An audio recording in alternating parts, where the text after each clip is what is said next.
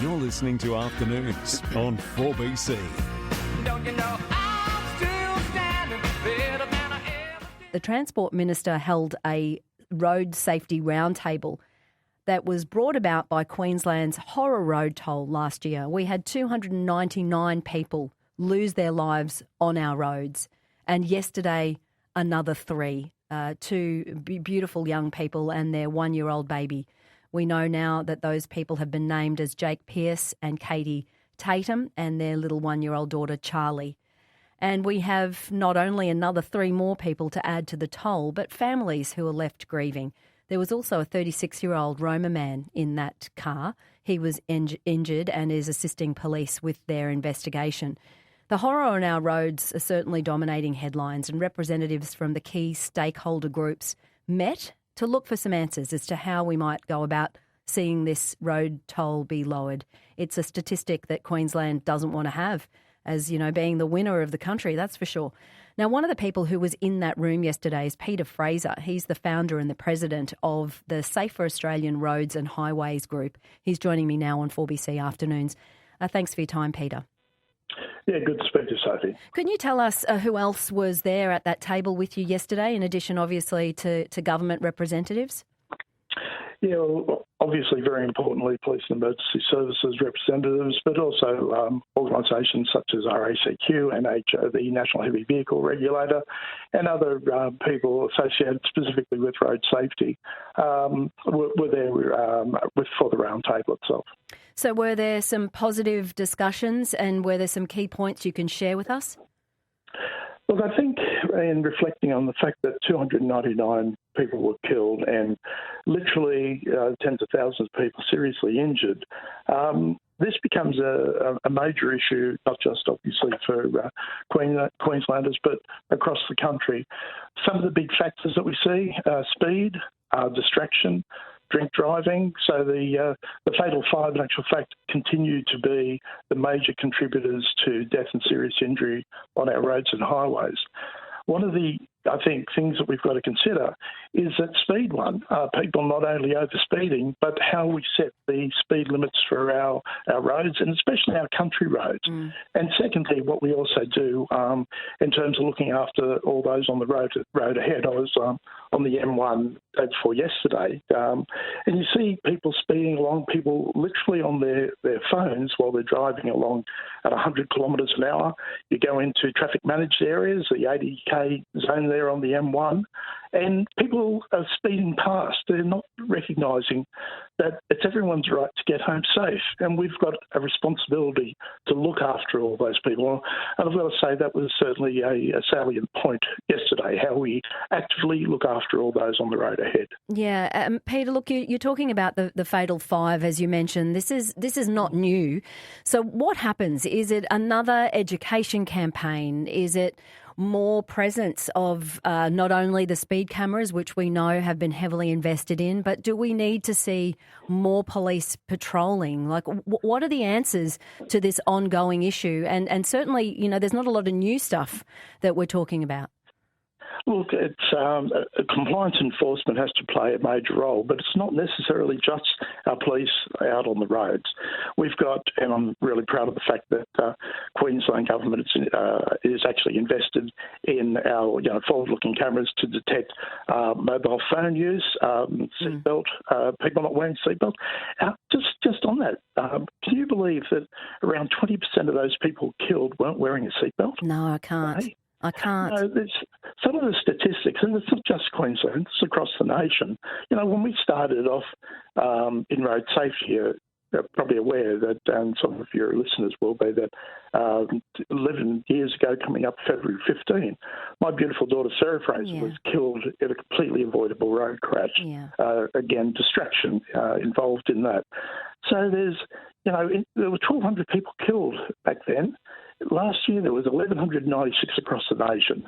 And as I say, for Queensland last year, the 300 families effectively losing a loved one. Yeah, and the person never returned. I know, Peter, and you know what that feels like. And you've made it your life mission to have as few of us know what that feels like. And I can understand how frustrating it is, particularly when, today I've already shared the latest in the statistics of people admitting to their speeding and this feeling of invincibility. And it's not just young people. Not at all. You're absolutely right. Everyone judges it from their own position. They say, look, I'm an above average driver, and it's amusing because everyone's apparently above average. But they'll say things like, there's a low risk to me. But it's not about them. It's about them actively looking after those who are vulnerable on the road. So that may be the person sitting beside them.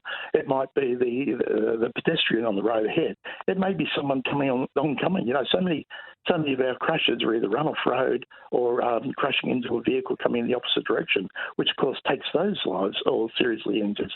I was driving on up in Maloney on Sunday, and I was driving at 90 kilometres an hour on that road, or it's set as a speed limit at 90 k's. You can't travel at 70 kilometres an hour without squealing the wheels. Yeah. We've got to recheck and say, what's the actual safe speed for people to travel along this road? If they go off by half a metre, and everyone makes mistakes, and we've got to recognise that, they roll down a hill, literally hundreds of metres on that road, or cross over and have a head-on collision. There are things that are completely foreseeable, so we've got to look at things like speed limits. What should be the appropriate? How many people, I think it was something ridiculous, I can't remember the exact, but something like 40 or 50,000 people going through school zones at higher than the 40 kilometre per hour limit and admitting to it. These are our most vulnerable and precious resource, and we're putting their lives at risk. We've got to think about those things. Yeah, I have heard already from listeners this afternoon. I know there are many who are drivers, professional drivers, who are a part of the program, who have lamented the condition on some of our roads, particularly out in the regions and closer to home as well. I can't help but think, Peter, we can continue doing the education programs and maybe we also need to look at the cars that we're driving. Look, but both of those are really important, both the way we build it and maintain our infrastructure. That's the first thing. And our vehicle fleet, we talk about vehicles being, we don't have a car industry in Australia anymore. So we should only be bringing in 4- and 5-star vehicles, vehicles that people can get killed in at 30 and 40 kilometres an hour, and not vehicles we should have on our streets. So that's absolutely important.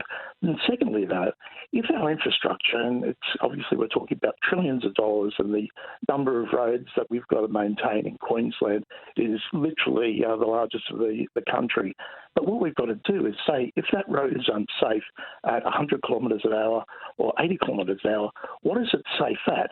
And we should be building our roads and maintaining them to 3-star standard. If we can't do that, you have to lower the speed so we're not putting people's lives at risk. Stay with us on the line there, Peter. Ross is joining us from Seven Hills. He'd like to be a part of this conversation. Good afternoon to you, Ross. Ooh, is he there? We've lost Ross. We will try to get him back. I think he was wanting to make a comment about whether or not we should be looking at having annual car safety inspections, Peter, just on this, particularly when we look at the age of some of the vehicles that are on our roads. Is that a factor that is considered in this toll number, or is it not really something that factors in? Well, that wasn't actually discussed at the forum yesterday. Certainly, we've got to make certain our vehicles are roadworthy. Yeah. There's no question. How that needs to be done, I shan't comment about it. But, people should be checking to make certain, for instance, basic stuff, that their tyres, are decent and got proper tread on them, that their vehicle itself isn't likely to break down by, checking to make certain they've got oil and water and et cetera, et cetera. But on occasions, things will happen. And, where they're not foreseeable, then what are the situations that we put in place to make certain that person isn't at risk? So, for instance, we're really proud of the fact that, when RACQ or others go to assist a vehicle, people have got to slow down and give them the space they need to be safe. Yeah. And it's not just our RACQ and our towies and our police and emergency services, but it's the people they're protecting. Too often we've got people speeding past Now, while it's an offence these days, they're still not looking after that vulnerable person. And I always say, let's make a pact. I'll look after your family. You look after mine. You look after mine. Yeah. And Peter, that's what we need to do. Peter, I guess as I bid you farewell this afternoon, knowing that you were there yesterday and you mentioned all the stakeholders that were there, do you feel that there is a groundswell now to readdress these issues more wholly and to have vehicles like ours here on 4BC be a part of spreading this message to help keep ourselves safe and our loved ones safe on the road? I think there absolutely is. Yeah. And look, just as we leave, I've got to thank Minister Bailey and also TMR, who not only were there throughout the round table, but went away and made these commitments that we're going to try and change things. And that, please God, at the end of this year, we'll be able to say we've made significant inroads. And that's going to mean community change. And we've literally, if we can look after each other out on the road, we're going to drive that road toll down. Peter Frazer, thank you for your time this afternoon. You've been thrust into this position because it keeps the memory of your beautiful daughter alive for you, and he is the group founder of Sarah. It's an acronym for his daughter that he lost. It's Safer Australian Roads and Highways Group. You do wonderful work and we appreciate it. Thanks, Sophie.